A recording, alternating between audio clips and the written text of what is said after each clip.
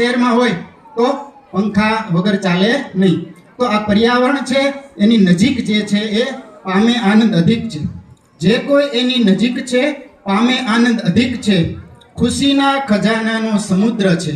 આ પર્યાવરણ જે આપણું મિત્ર છે, ખુશીના ખજાનાનો સમુદ્ર છે. જે પર્યાવરણની નજીક છે એ ખુશી મેળવશે.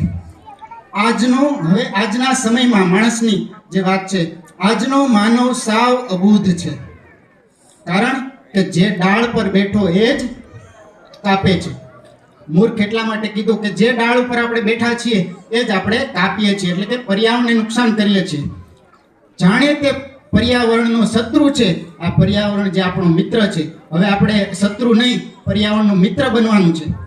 અને છેલ્લી પંક્તિ છે કે હે માનવ હજી પણ સમય છે સાચવ. હે માણસ હજી પણ સમય છે, તું સાચવ. જેને તને સાચવો છે, તને જેને સાચવો છે એને હજી સાચવ.